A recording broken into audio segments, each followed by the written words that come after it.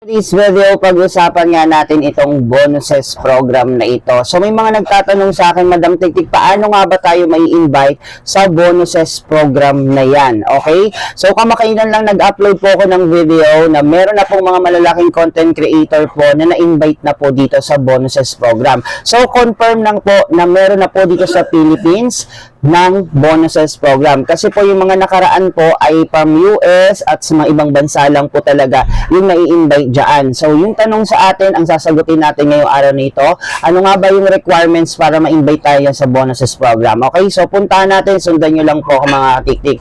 Pinutin nyo lang yung tools ng bonuses at mapupunta po kayo dito. Okay, so tignan nyo lang po ito at pinutin nyo lang tong learn more. Take note mga katiktik, for invitation lang po talaga itong bonuses program. Okay, so parang swertihan lang din, pero mas malaki na ngayon yung chance natin dahil nga meron na pong mga na-invite na kapwa natin content creator dito sa Pilipinas. Okay, so kung makikita nyo dito, nandito na po tayo ngayon sa feature ng bonuses program sa Meta for Creators. Ayan, so tingnan lang po natin itong requirements. Ayan, program requirements. Ayan, so kung makikita nyo dito, the performance bonus program is available by invitation only for a select group of creators. Okay, so for invitation at pili pa lamang. Pero malaki na po yung chance natin kasi nga may na-invite na nga, diba?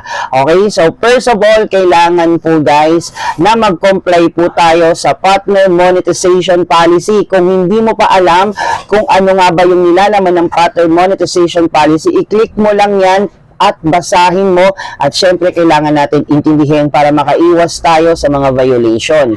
Okay, so yung pangalawa naman mga katiktik ay eto.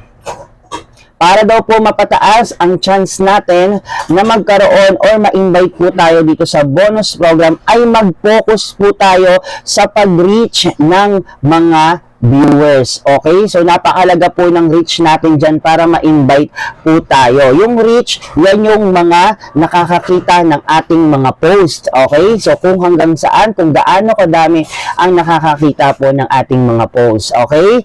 At yung pag-grow ng interaction ng ating mga content. Okay? So, kailangan po pala re-replyan natin yung mga nagko-comment sa atin. Kung maaari, palaganapin natin na mag-comment sila ng mag-comment, humaba ang interaction natin para mas malaki yung invite tayo sa bonus program. Okay? So, dalawa lang po yung requirements na yan na pampalaki po ng tsansa na ma-invite po tayo sa bonuses program, mga katiktik. Okay? So, dahil nga sa mga hindi po nakakalam ang bonuses program ay nakabase po yan sa mga posts, halimbawa na lang mga pictures, mga text, stories. Diyan po nakabase guys ang bonuses program. Sa likes or sa reacts natin, sa comment at sa share. So, kapag kayo na-invite dyan, lagi niyong tatandaan, dyan kayo magpo-focus.